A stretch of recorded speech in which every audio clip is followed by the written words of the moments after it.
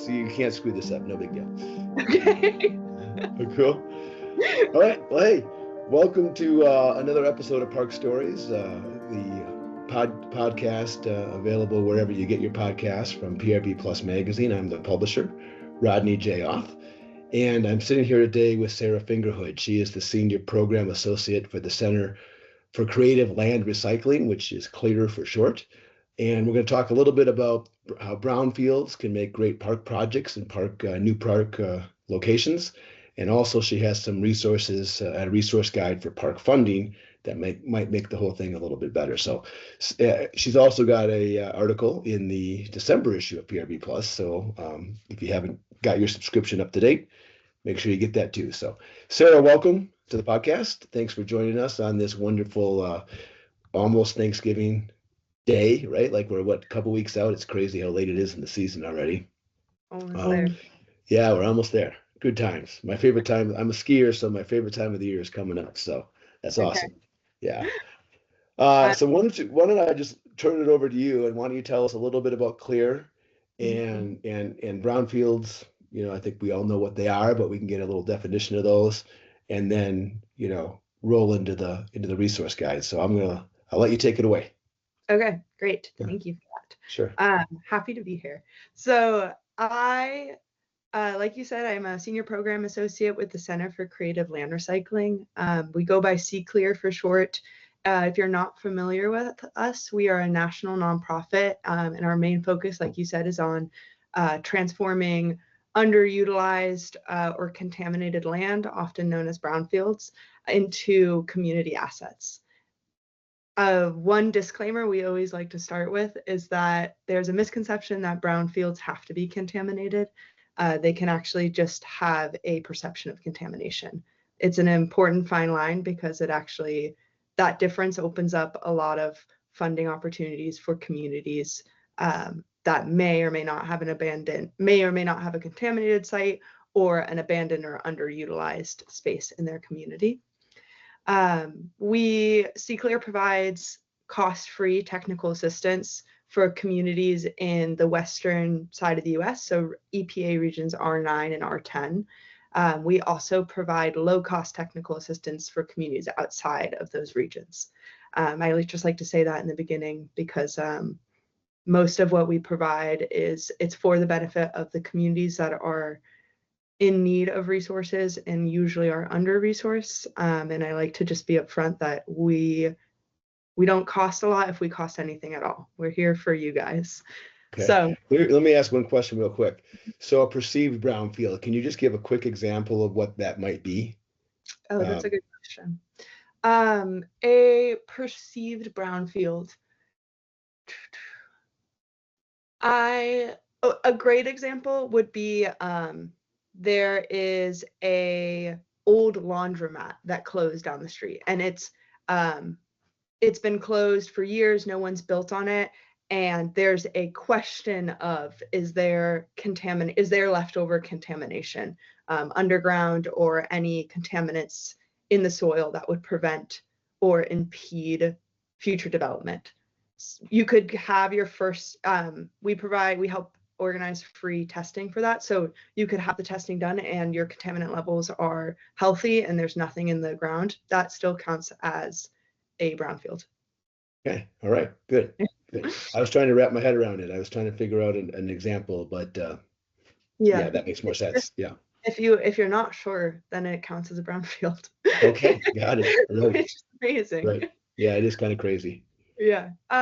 So that's what CCLR focuses on, but my specific role at CCLR, I came from San Francisco Park and Rec, and my background is in landscape architecture. And so my role is I'm working on expanding CCLR's expertise and experience in park development.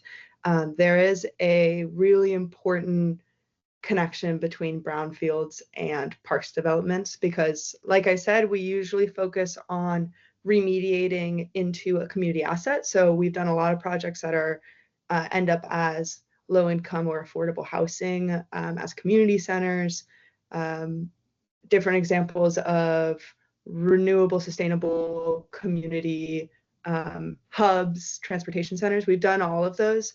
but we're really trying to, one of the most desired and underutilized end uses is more parks. And so that's what we're trying to really build, support, and create more of an avenue for. And that is how this resource that I wanted to touch on, and that we just published in May. We've been working on it for about a year, and I'll give a more of an overview on it. But we developed this resource called Let's Create a Park, Creative Funding Strategy for Park Development.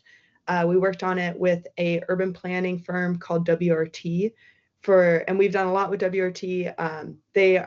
We chose to partner with them because they have an amazing experience and years of experience under their belt working on parks master plans. But the one that is most notable to us is in Fresno. They worked extensively on passing Measure P, which helps generate through tax revenue a lot of funding for future park development. And they helped Fresno go from, I think, the last on the Trust for Public Land, maybe it's city, let me check that if it's Trust for Public Land or City Park Alliance that does the annual park ratings. Yeah. But they went from the bottom of the list to the top because of the work that WRT did with them. Okay.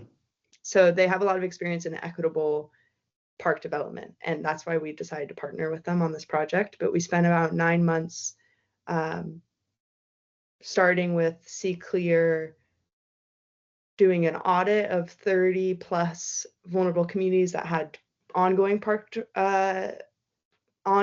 development projects. They had received funding from either California EPA or California DTSC, which is Department for Toxic Substance Control. We went through all these projects to look at where they were at from the grant application to the current state. Where had they gotten held up? Which projects had been successful? Which ones were completely off track? From those 30, we engaged in one-on-one conversations with 8 of those communities, and really we provided resources, we built partnerships, but we also were kind of trying to get a better understanding of what was happening during these projects, where were the key barriers, what allowed for success. And ultimately, after a few months of this preliminary research and just honest conversations with people, we were able to identify that 2 of the main barriers to park development were institutional capacity and funding. And so from there, we partnered with WRT, and we were like, I think what we can do to help fill this gap is create a park funding framework guide and help people better understand funding strategies and how to get from, we have this idea, we want to make it happen, to boots on the ground, construction, thinking about all the costs that the life cycle costs of a park, all of the hidden fees you maybe wouldn't think about, and all of the ways to get creative and sneaky and make it happen.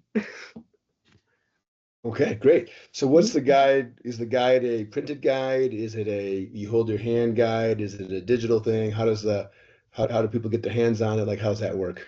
Okay, great question. The guide is available on the CCLR website. So it's a digital guide right now. It's about 10 pages. The core document is 10 pages, and then we have appendices with case studies and real world applications, and also a longer list of funding resources. So altogether about like 25 pages. You can access it on the CCLR website, but we're also having a webinar next Tuesday, November 18th, at 10 a.m.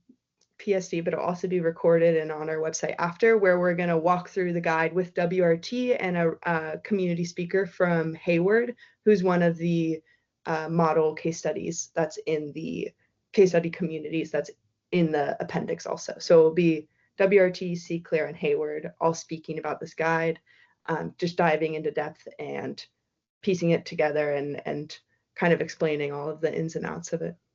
Okay, great.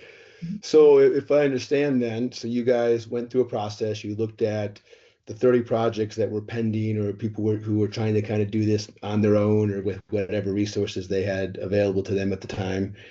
You were able to study a little bit about, what was working, what wasn't, took from that, maybe created some best practices, put them into this guide. and kind of, have a tool now that communities anywhere in the country, I'm assuming, can use, or is it just California? It's nationwide. We started in Nationwide. California for our conversations and our research, but the intention is that it's a national tool. Right. Yeah, the intention is that it's a national tool for any park development project across the country. Okay. Well, it sounds wonderful. And then it's nice that you're recording the webinar, so it'll be an evergreen type of a piece that folks can watch and learn and reach out to you guys. What's the first step? Like, we can kind of, wrap up here for you, but what's the first step that people should take? Like, if they've got a site that they're like, God, we got to do something with this space, you know, we're a little scared of it because maybe there is some contamination. We don't know what the costs are going to be. Is the first step to reach out to you guys? Is there a step prior to that they should consider? Like, how do you, journey of a thousand miles, right? Starts with the first step. So, once people start there, they can figure it out from there. So what do you think? Well, that's a great question. I think that the first step would be reaching out to CCLR, especially because, like I mentioned in the beginning, our services are free, if not low cost. If you're not in one of our EPA regions, we can easily connect you to one of the brownfield tab providers. That's the status that CCLR has under the EPA, and there are different providers for each region. So we can easily facilitate a warm introduction with your contact for your region. But if you are located in one of our regions, we really recommend reaching out to us. We provide free TA intakes, so I can also send you a link to that, Rodney. You can put it on your website or in the bottom of like the bio to this. But Yeah. it's just a simple 15-minute call with me or another technical assistance provider, and we just start with getting to know you. It's almost exactly the same as this conversation. We're just Right. like, what are you up to? What do you need? And we can either point you in the right direction, provide a lot of resources, or if it is park related, we can kind of just jump into that project with you. I would say beyond reaching out to CCLR, the first step with any park development project, and we say this in the guide too, is understanding your community, understanding your site, your community, who wants this park, why do they want it, what does your community want from this park. And I think once I honestly would say that's like the most important step in the entire park development process, is really garnering that community support and creating a unified community vision that is representative and reflective of everybody that's going to be a part of this park. So that's where I would start. All right. Well, great. Well, Sarah, I appreciate your time today. That's awesome. We'll get this all edited and it'll be up on YouTube podcasts and all the Spotify. It'll be video and audio versions. So if you're listening to this, know where CCLR is. We'll make sure that we get all the information in the bios for everybody. And it sounds like a great opportunity. So thank you for your time. Thank you so much. This is all right. All right. Have a great week. Yeah, you too. All right. See ya.